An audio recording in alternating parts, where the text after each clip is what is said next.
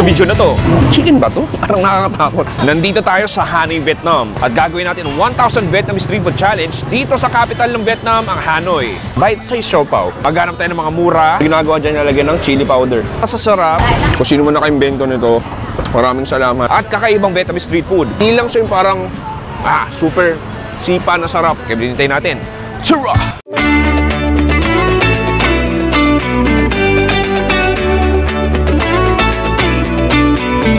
Pare, magandang araw sa inyo. Nandito tayo sa Chong Ia Tan, isang sikat na public market dito sa Hanoi, Vietnam, kung saan makakita ng iba't ibang pagkain, typical wet market, iba't ibang pasalubong, nandito na. Pero itong isang hilera na to, marami ring street food. Kaya ang gagawin natin, tignan natin kung saan naaabot yung 1,000 pesos natin. Kaya, tara!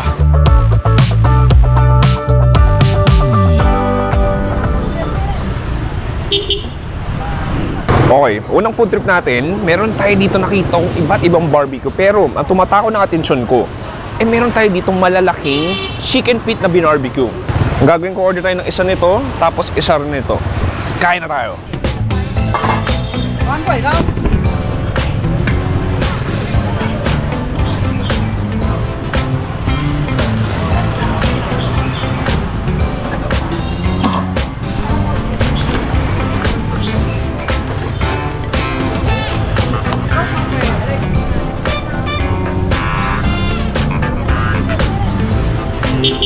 Okay pare, unang food trip natin para sa ating 1,000 pesos street food challenge dito sa Hanoi.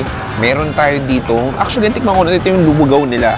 Ito yung parang congee, Vietnamese congee. Tapos meron tayo ditong barbecue na paa ng manok. Tapos meron din tayo dito, I think this is pork. Anyway, tikman natin tong lugaw nila. Nakakain ako nito last time, pero tingnan natin baka ibang version. Cheers! Ano nakakatulong talaga itong youtiao Itong parang fried bread. Nagbibigay siya extra flavor at extra crunch. Pinaka-congee natin, parang may pork broth na rin siya. Then medyo sticky, gooey.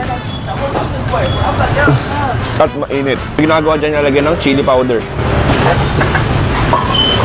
Okay, isa pa. Okay, sarap.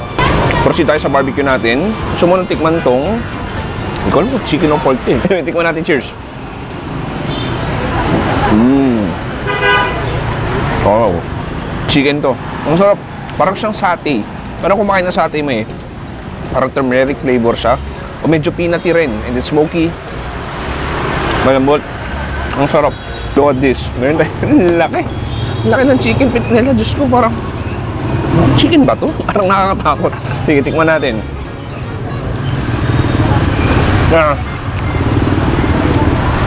It's so freaking fatty. Wow, nahulog siya. Ang fatty niya as in. And then yung balat, malutong na.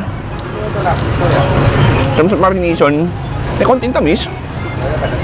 Parang Filipino barbecue nga Ang pwede kong gawin, ilagay ito dito. Oo nga. Hanggang tama ginawa kong spoon yung pinakapaa.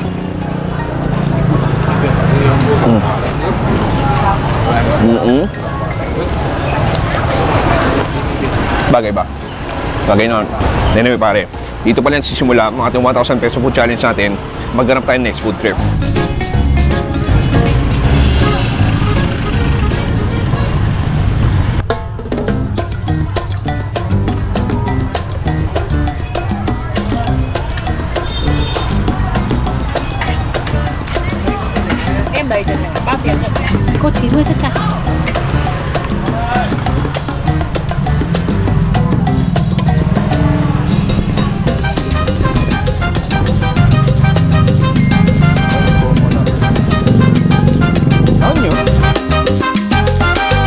Next, meron tayo din nakita ang tinatawag na tofu. Pero, actually, tofu siya. So, medyo sound like nga. So, naglagay muna siya ng yelo, tapos nilagyan ng parang sugar syrup, nilagyan ng jelly, and then nilagyan ng bed of tofu.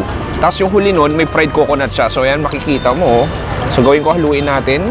Okay, dito sa kagat na to, meron akong jelly, tofu, yelo, tsaka yung fried coconut. Cheers!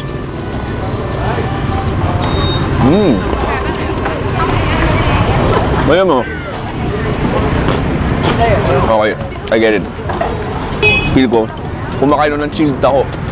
Ganun. Yung the very silky na tofu. Sobrang lambot na rin. And then yung jelly nandun, the sugar syrup. And then the fried coconut. Nagdadagdag ng flavor. Ito try ko with yung parang nata. Oh, nice. Hindi ko na-expect na. Ganun siya kasarap. Actually, yung fried coconut, ang liit lang niya pero ang laking difference niya. Parang dito ganito kasarap kung wala yung fried coconut. Anyway pare, hanap pa tayo ng next food trip dito sa Hanoi.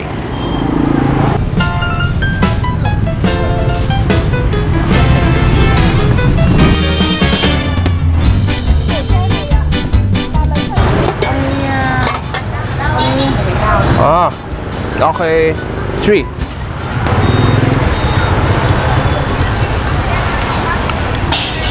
Okay, next meron tayong nakita ditong siopaw.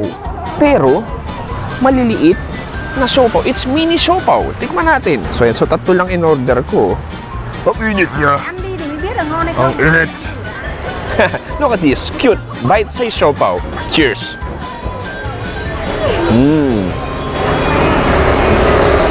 Wow, sarap. Alam mo, delikado kung gagawa ka ng ganito sa Pilipinas. Paano habang nag-Netflix and chill ka, ito yung kakainin mo. So, makakita bite-sized siopaw. Kalasa niya, bola-bola siopaw. As in, 100% ganun yung lasa. Tamngan. Okay ba? Eh lang, pakita ko sa yung laman. Ayan o. Feel ko pork yung laman nito. No, nice. Hindi ko in-expect yun.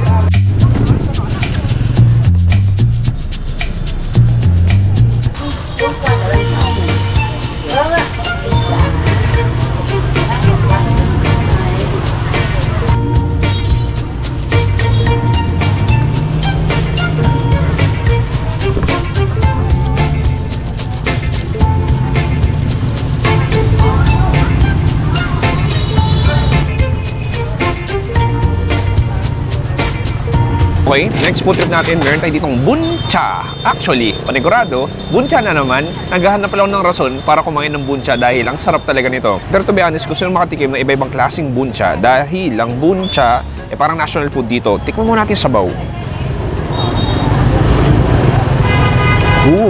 Okay. Iba nga.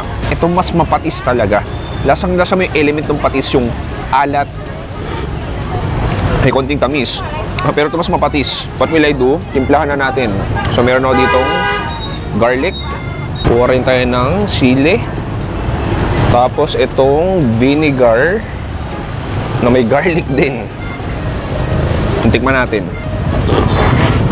That's what I want. Ang gagawin mo, kukuha ka ng vermicelli noodles.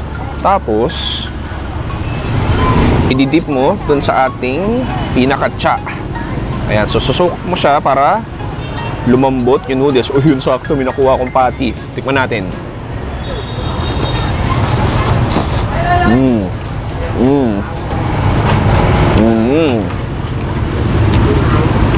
Oh, I really love their pork patty. Ang lambot, smoky sweet. And then pwede mo rin gawin, kuha ka ng gulay. Lagay mo dyan. So kung tikman yung pork belly nila.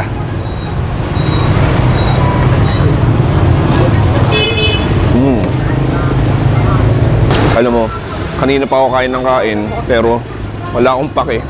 Pag buncha yung nakahain sa akin, kailangan kong kainin. Kung sino man naka-invento nito, maraming salamat. Dahil pinapataba mo ako. Ano ka dat? Huling kagat tayo.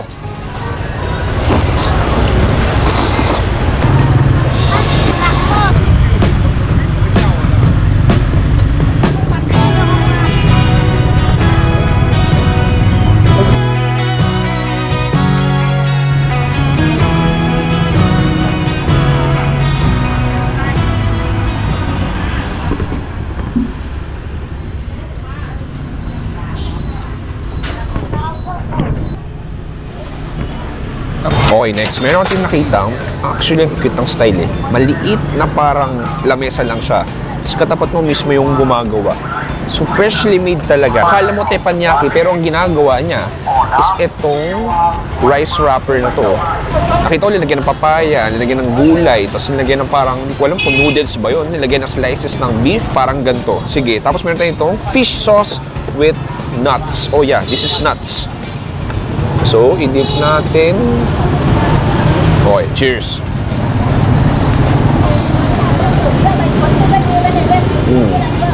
Ang flavorful nun. That's so simple. Pero sarap. And the sweet, tangy na fish sauce. Yung peanuts yung papadagdag flavor din. And yung wrapper niya medyo malambot. Tapos yung karne. And I love the menthol aroma. Galing sa coriander. Ang sarap na no. Iisa pa ako.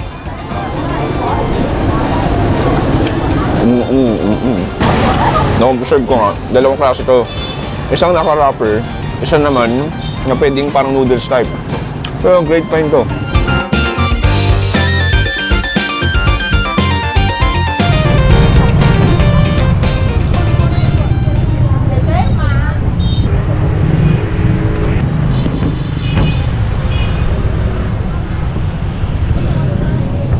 Okay, last food trip natin. Meron tayo ditong banh mi pate satkham. Hindi ko alam kung tama pronunciation ko.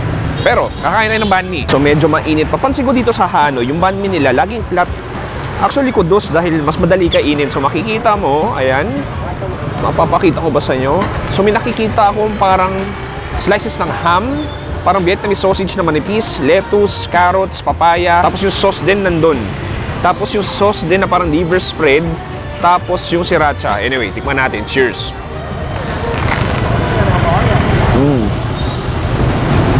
I mean, flavor-wise, okay naman siya. Hindi lang siya yung parang, super sipa na sarap. Yung bread natin malutong, malambot. And then the liver spread, yun yung nangingibabaw, yung parang liver spread. Alam ko na, yung parang ham ate hindi ko trip. Yes, but I mean, hindi naman siya yung sobrang parang, ew, kadiri. Hindi naman, pero hindi lang siya pasok sa palate ko. Alam mo yun? Actually, maraming silang klase ng banh mi. As in, siguro sa 20. Hindi ko lang alam kung tama yung in-order ko. Pero for its price, halos 50 pesos lang to. Sulit na rin.